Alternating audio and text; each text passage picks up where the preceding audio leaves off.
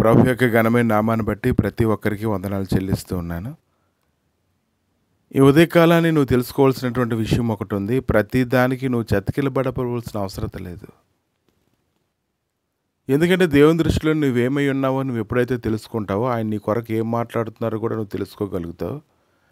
ఆయన మాటలను ఉచ్చాటన చేసిన వెంటనే ఆ కార్యాలు జరగడానికి అటువంటి కృపని దేవుడు నీకు అనుగ్రహించేవాడే ఉన్నాడు.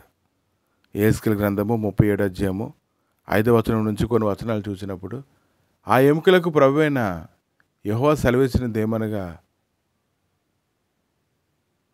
మీరు బ్రతుకున్నట్లు నేను మీలోనికి జీవాత్మను రప్పించున్నాను. చర్మము కప్పి మీకు నరములనిచ్చి మీ మీద మాంసము పొదిగి చర్మం మీ మీద కప్పెదను.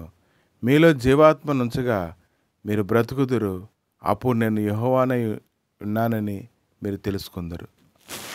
ఆయన నాకు ఇచ్చిన ఆజ్ఞ ప్రకారం నేను ప్రవచించుండగా గడగడమని ధ్వని ఒకటి పుట్టెను. అప్పుడు ఎముకలు ఒకదానితో ఒకటి అతుక్కొనెను. నేను చూచుండగా నరములను మాంసమును వాటి మీదకి వచ్చాను. వాటిపైన చర్మం కప్పాను. అయితే వాటిలో జీవాత్మ ఎంత మాత్రమును లేకపోయాను. అప్పుడు ఆయన నరపుత్రుడా, జీవాత్మ వచ్చినట్లుగా ప్రవచించి ఇట్లా నువ్వు ప్రభువు యెహోవా సెలవిచ్చినది ఏమనగా, జీవాత్మ నలుదిక్కుల నుండి వచ్చి హతులైన వీరు బ్రతుకున్నట్లుగా వారి మీద ఊపిరి విడువము. ఆయన నాకు ఆజ్ఞాపించినట్లు నేను ప్రవచింపగా జీవాత్మ వారిలోనికి వచ్చాను. వారు సజీవులై లేచి లెక్కింప సఖ్యము కాని మహాసైన్యమై నిలిచిరి. ప్రభు ఆజ్ఞాపిస్తున్నాడు, సేవకుడు దాన్ని పలుకుతున్నాడు. అక్కడ ఒక గొప్ప అద్భుతం జరగడాన్ని చూస్తూ ఉన్నాము. నువ్వు అంత చతికిలబడిపోవాల్సిన అవసరం ఏమొచ్చింది? ఎందుకు నువ్వు అంత కంగారు పడవలసిన అవసరం ఎందుకు వస్తుంది? దేవుని యొక్క స్వరాన్ని మొట్టమొదట నువ్వు స్పష్టంగా విను. నీ శక్తి చేత, నీ భక్తి చేత ఈ కార్యాలు జరగడం లేదు, కానీ ఆయన నోటి మాట వలన, ఆయన ఆజ్ఞాపించడం వలన ఈరోజు నీ జీవితంలో ఈ కార్యాలు జరుగుతున్నాయని నువ్వు గ్రహించుకోగలగాలి. కనుక ప్రతిదానికి భయపడిపోవడం, చతికిల పడిపోవడం, కృంగిపోవడం అవన్నీ పక్కన పెట్టాలి. నువ్వు చేయగలవని ప్రభు ఇతరులను మాట్లాడుతూ ఉన్నారు. కాబట్టి అలా నువ్వు చేసేలాగా ఆయన స్వరాన్ని నువ్వు స్పష్టంగా వినాలి. 2 కొరింథీయులకు రాసిన పత్రిక 1వ అధ్యాయము 11వ వచనం, అందువల్ల అనేకుల ప్రార్థన ద్వారా మాకు కలిగిన కృపావరముల కొరకు అనేకుల చేత మా విషయమై కృతజ్ఞతాస్తుతులు చెల్లింపబడును. కనుక దేవుడు నీకు అనుగ్రహిస్తూ ఉన్నాడు. పరిస్థితిని బట్టి ఆయన కృపను అనుగ్రహిస్తూ ఉన్నాడు. పరిస్థితిని బట్టి నీ చేతిలో ఆయన ఖడ్గాన్ని పెడుతూ ఉన్నాడు. వాటితో నీ శత్రువులను వాక్యం ద్వారా, ప్రార్థన ద్వారా, సహవాసం ద్వారా నువ్వు బలం పొందుకుని ఎదుర్కోవచ్చు.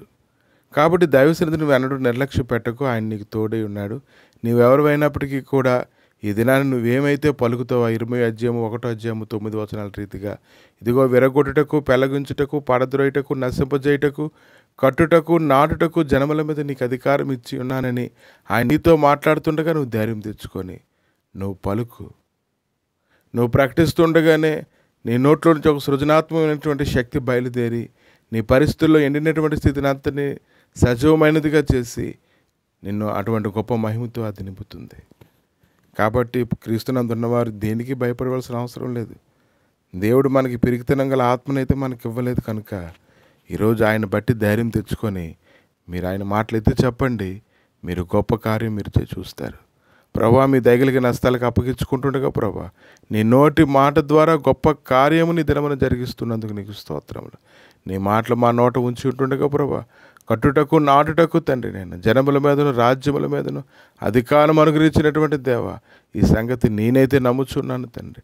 నాతో ఉన్నవారు కూడా నమ్మునట్లుగా ప్రభా, వారి కనులను తెరవజేసి వారి హృదయంలో నీ ధైర్యం అనుగ్రహించి నీ మహిమతో నింపి నడిపించి వారిని బలపరచమని, స్థిరపరచమని నాయన, నీ మహిమ కొరకు తండ్రి నీ సాక్షార్థముగా జీవించట కృప చేయమని యేసుక్రీస్తు నామములు అడిగి వేడుకుంటున్నాము తండ్రి.